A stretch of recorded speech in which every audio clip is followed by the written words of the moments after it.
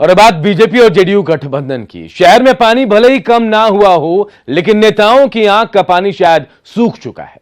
केंद्रीय मंत्री गिरिराज सिंह के ताबड़तोड़ हमलों और तंज के बाद अब जेडीयू नेताओं ने भी बीजेपी के खिलाफ मोर्चा खोल दिया है और निशाने पर गिरिराज सिंह के साथ साथ सुशील मोदी और नंदकिशोर यादव भी हैं।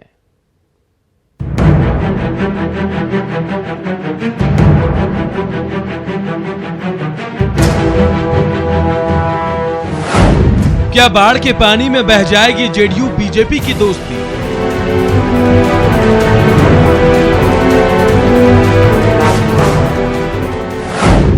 क्या बयानों की बाढ़ में टूट जाएगा एनडीए? जी हां, बाढ़ के पानी के साथ साथ आजकल बिहार के लोगों के दिलो दिमाग में ये सवाल भी तैर रहे हैं। अब तक निशाना सिर्फ गिरिराज सिंह की तरफ से लगाया जाता रहा, लेकिन अब जेडीयू नेताओं ने भी बीजेपी पर हमला शुरू कर दिया है। आरोप नंबर 1, 2005 में हमारे साथ गठबंधन में आई और तब से उनके नगर विकास मंत्री होते रहे। आरोप नंबर 2, साथ ही साथ नगर निगम के ज्यादातर पार्षद उनके विचारधारा के करीब लोकतंत्र की आत्मा जनता है। आरोप नंबर 3, नीतीश कुमार जी सत्ता में 2005 में है, लेकिन पटना पर 90 के दशक से भारतीय जनता पार्टी का एकाधिकार है। आरोप नंबर 4, उनके सारे एमएलए यहाँ जीतते रहे। परिसीमन के पहले, परिसीमन के बाद उनके 2 एमपीज हैं अभी। आरोप नंबर 5, मुख्यमंत्री को सिर्फ राजेंद्र नगर की चिंता है, वो भी चिंता नहीं, सिर्फ अपना एक बयान देने के अलावा कोई काम नहीं। आरोप नंबर 6, नंदकिशोर यादव जी पटना के प्रभारी मंत्री, उनको सिटी के से ज्यादा चिंता नहीं। ये बयान साइड इफेक्ट है पटना के घर घर में घुस चुके उस पानी का, जिसने अब जेडीयू बीजेपी के रिश्तों की डोर को गलाना शुरू कर दिया है। शुरुआत गिरिराज सिंह ने की बयानों के जरिए और अब जेडीयू नेताओं ने उसे बयानबाजी में तब्दील कर दिया। गिरिराज सिंह के साथ सुशील मोदी और नंदकिशोर यादव पर भी निशाना साधा गया। आरोप लगाए गए, सवाल पूछे गए, लेकिन जब तक बीजेपी का कोई दूसरा नेता जवाब देता, गिरिराज सिंह फिर सामने आ गए। पहले ट्वीट किया, फिर बयान देकर यह जाहिर कर दिया कि आगे भी वो ऐसे ही निशाना साधते रहेंगे, जिसके बाद जेडीयू नेताओं की जुबान और तीखी हो गई। मैं सच बोलता रहूंगा, सच कहना अगर बगावत है तो समझो हम भी बागी। क्यों गठबंधन में ये खटास आ जा रही है? गिरिराज सिंह की वजह से खटास आ जा रही है? मैं नहीं जानता, ये तो प्रदेश अध्यक्ष से पूछिए। जिस दिन पार्टी मुझे कह देगी, मैं क्षण नहीं लगाऊंगा इस्तीफा करने में। नीतीश कुमार जी के पांव के धूल के बराबर नहीं है, मैं जानता हूं। महादेव कहने से कोई लीडर नहीं हो सकता बिहार का। यानी दोनों तरफ से जुबान की तलवार खींच चुकी है और कोई भी पीछे हटने को तैयार नहीं। तो फिर एक बार वही सवाल सामने आ जाता है कि क्या बाढ़ के पानी में बह जाएगी जेडीयू बीजेपी की दोस्ती? टूट जाएगा एनडीए?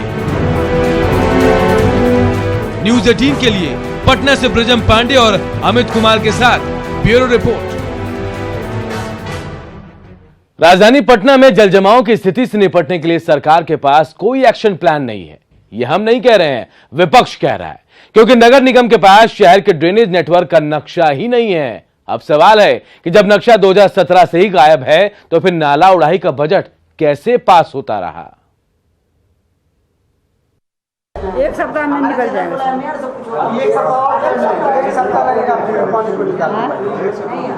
एक से 2 दिन में निकल जाएगा। सुना आपने, मेयर कहती हैं 1-2 दिन में पटना से पानी निकाल देंगे, लेकिन सच्चाई ये है कि नगर निगम के पास शहर के ड्रेनेज नेटवर्क का नक्शा है ही नहीं, और वो भी कोई आज से नहीं, 2017 से। और नक्शा ना होने के कारण निगम को न तो नालियों की सही जानकारी है और न ही कैचपिट मैनहोल की। मतलब किसी को भी ये नहीं मालूम कि पानी किधर से निकलेगा। अब विपक्ष सवाल पूछ रहा है और पटना के हालात के लिए पूरी तौर पर सरकार और निगम के नक्कारेपन को जिम्मेदार ठहरा रहा है। क्या सरकार है, क्या प्रशासन है, क्या तंत्र है? नक्शे नहीं मिल रहा है ड्रेनेज का। अब एक भी झटका ये सरकार सहन नहीं कर सकती। प्राकृतिक आपदा को कोई सरकार या व्यक्ति नहीं रोक पाएगा, लेकिन उससे मुकाबला के लिए जो इंतजाम होना चाहिए, सरकार पूर्णतः विफल है। अब नक्शा कैसे गायब हुआ, अगर है तो किसके पास है, ये सारे सवाल तो हैं ही, लेकिन इसके साथ अहम सवाल ये भी कि ड्रेनेज का नक्शा नहीं तो नाला उड़ाही का बजट कैसे बन गया। जब कुछ पता ही नहीं तो बजट कहां खर्च हुआ। इससे भी बड़ा सवाल है कि क्या नक्शा गायब की बात कहकर कुछ छिपाने की कोशिश हो रही है, और क्या यह संभव है कि मकान का नक्शा मंजूर करने वाले निगम को ड्रेनेज सिस्टम की जानकारी नहीं। Bureau report, news 18। और इधर भागलपुर में न्यूज़ 18 की खबर का बड़ा असर हुआ। यहां सबौर के घोषपुर बगड़ेर में बाढ़ की वजह से पेड़ पर फंसे करीब 150 लोगों को रेस्क्यू कर लिया गया है। कल पूरे दिन न्यूज़ 18 पर खबर चलने के बाद जिला प्रशासन और सबौर थाना पुलिस की टीम यहां मौके पर पहुंची और पेड़ पर फंसे बाढ़ पीड़ितों का रेस्क्यू कर सभी लोगों को राहत शिविर तक पहुंचाया गया। पेड़ में फंसे सभी लोगों का रेस्क्यू नाव के सहारे किया गया है।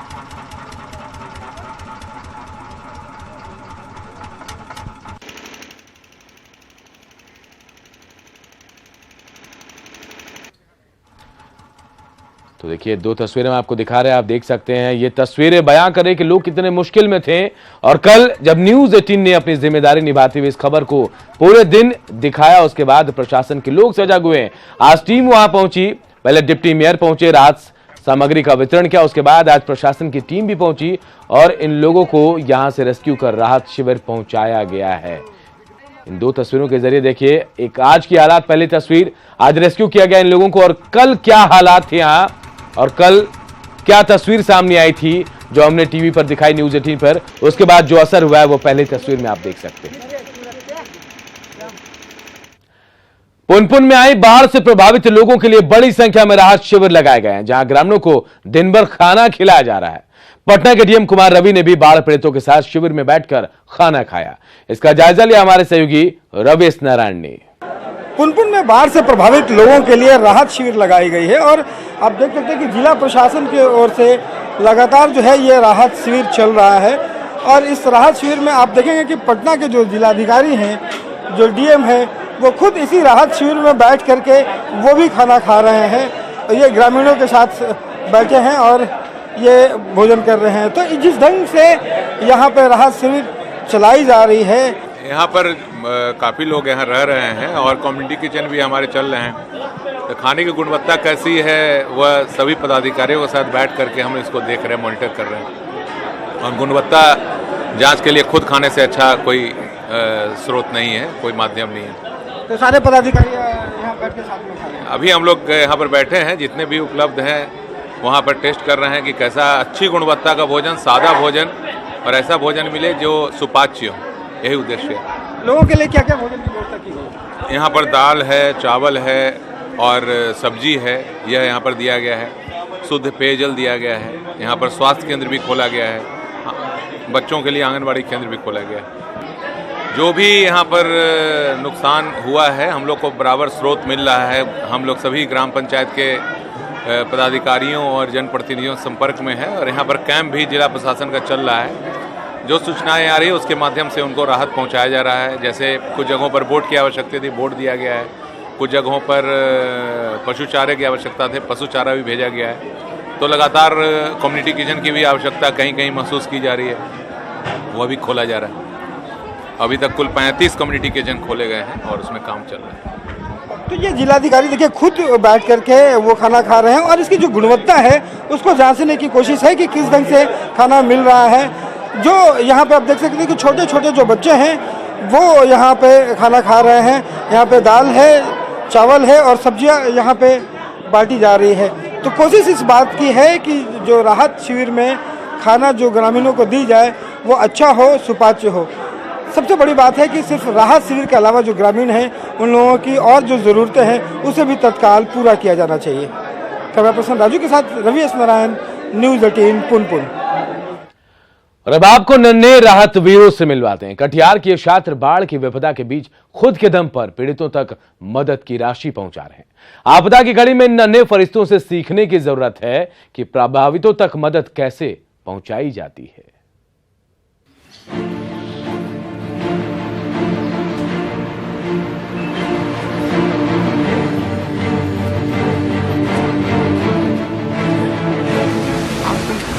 सोच बदलो, समाज बदलेगा।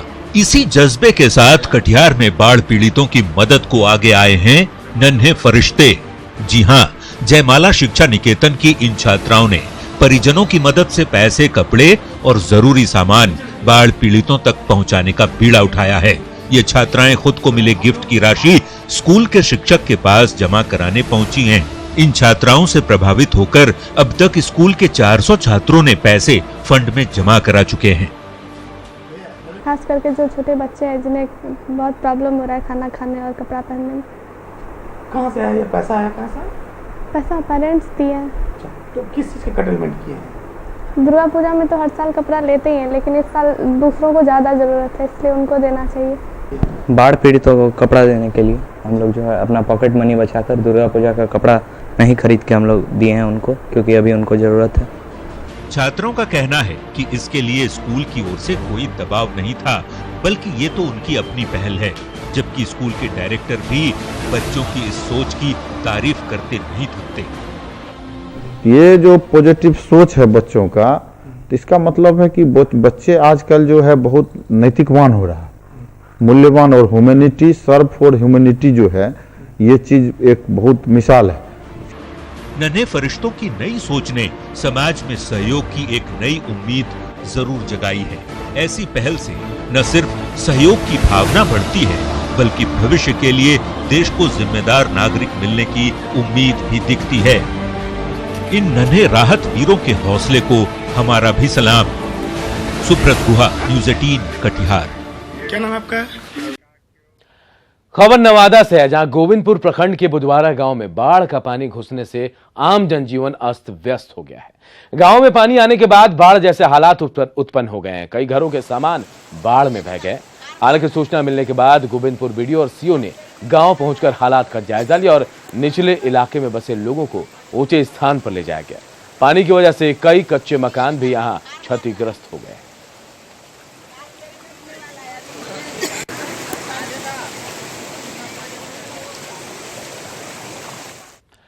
भोजपुर में गंगा के जलस्तर में थोड़ी कमी जरूर आई है, लेकिन बाढ़ प्रभावित इलाकों के लोगों की परेशानियां जस की तस है। हालांकि गंगा का जलस्तर अब भी खतरे के निशान 67 सेंटीमीटर से ऊपर है। बाढ़ पीड़ितों को अब तक पर्याप्त सरकारी राहत तक नहीं मिल पाई है और जिला प्रशासन की तरफ से जो राहत दिए जा रहे हैं वो नाकाफी है। हालात का जायजा लिया हमारे सहयोगी हिमांशु प्रवीण ने। भोजपुर में बाढ़ से हालात पहले जैसे ही हैं। बाढ़ की वजह से आरा सदर प्रखंड, बड़हरा और शाहपुर के इलाके अभी भी जलमग्न हैं। हम अभी मौजूद हैं आरा सदर प्रखंड के पिरौटा गांव के पास, जहां आप देख सकते हैं कि किस तरीके से सड़क पर जो घुटनों भर पानी जमा है और लोग जो है बहुत मुश्किल ही आवागमन कर पा रहे हैं। या आरा मुख्यालय जाना हो या अन्य जगहों पर जाना हो, लोगों को काफ़ी मुश्किलात हो रही है। लगातार जो बाढ़ का पानी है उसमें कमी आ रही है, लेकिन स्थिति जो है वो ज्यों की त्यों है। हमारे साथ यहाँ के स्थानीय लोग हैं, उनसे बात करते हैं कि क्या मुश्किलें उनके सामने आ रही हैं। क्या मुश्किल आ रही है आप लोगों के सामने? यहाँ पर मुश्किल ही मुश्किल आ रही है। यहाँ पर बाढ़ प्रभावित क्षेत्र है सदर प्रखंड के। बड़हरा के बाद अगर कोई है तो पिरौटा पंचायत सबसे खाल पंचायत में आता है सदर प्रखंड अंतर्गत में। लेकिन यहाँ बहुत लड़ाई लड़ने के बाद एक नाव की व्यवस्था हुई और एक पिपरा में भी नाव की व्यवस्था हुई, वो भी परसों। और खाना का लंगर चल रहा है जो मात्र एक ही जगह पिरौटा नाव भी बहुत छोटा है बुनियादी विद्यालय में। पानी हिल के आ रहे हैं सर, छाती भर पानी है। जब कभी बाहर जाना तो पूरा पानी, बहुत दिक्कत है, खतरा रहता होगा। बहुत खतरा, बिछला के गिर गए सर। कितना दिन से ये हालात है? 1 महीना हो गया सर। लगभग 1 महीना हो गया ना, 20-25 दिन तो हो ही गया है। कोई प्रबंध जिला प्रशासन की तरफ से हुआ है क्या? एगो छोटा नाव आया है सर। तो देखा आपने कि जिला प्रशासन ने कुछ व्यवस्थाएं की है, लेकिन वो नाकाफ़ी है। यहाँ मात्र एक छोटी सी नाव मिली है और एक छोटा लंगर चल रहा है, लेकिन जितनी घनी आबादी है उसको ये मुश्किल ही ये राहत देने वाली बात होगी। मैं भोजपुर से हिमांशु प्रवीण, न्यूज़ 18। इधर पटना से सटे पुनपुन नदी में आई बाढ़ के बीच कुछ ऐसी तस्वीरें सामने आ रही है जो परेशान करने वाली है। पुनपुन के धनुकी गांव के पास बने मंदिर के छत से बच्चे मौत की छलांग लगा रहे हैं। बच्चों की छलांग कभी भी मौत की छलांग बन सकती है। बाढ़ के पानी में बच्चे मस्ती कर रहे हैं, ऐसे में यहां कभी भी कोई बड़ा हादसा हो सकता है। मौत की छलांग का जायजा लिया हमारे सहयोगी रवीश नारायण ने।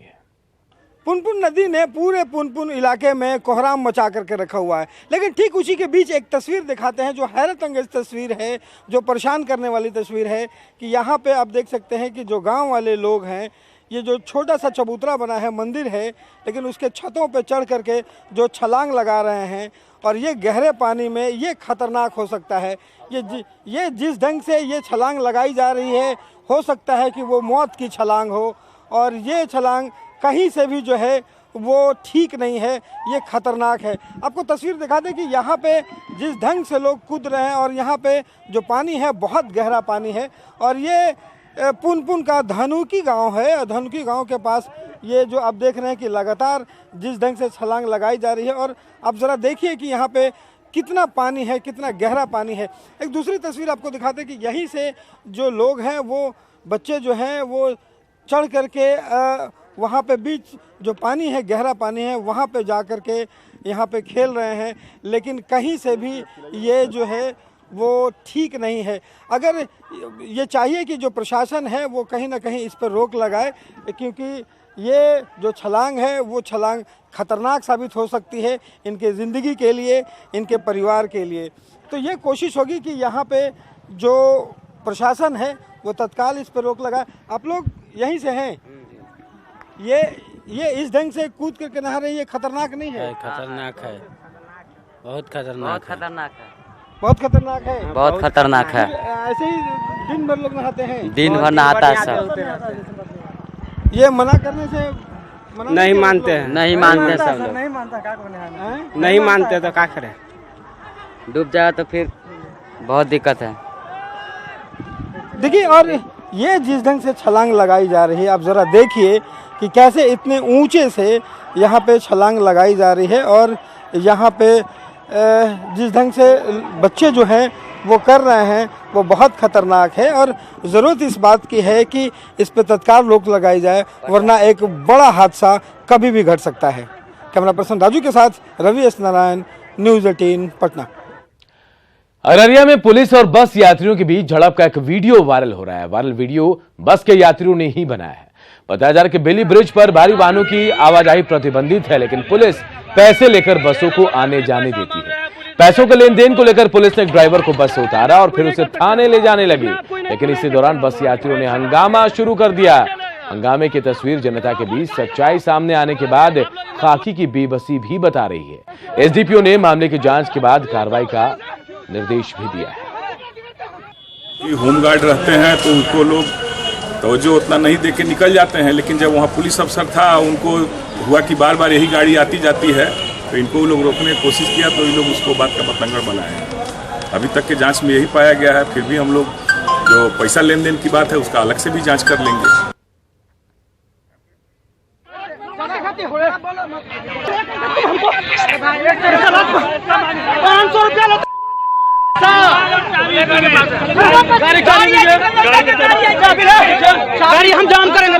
फिलहाल इतना ही। आप बने रहे न्यूज़ 18 बिहार झारखंड के साथ।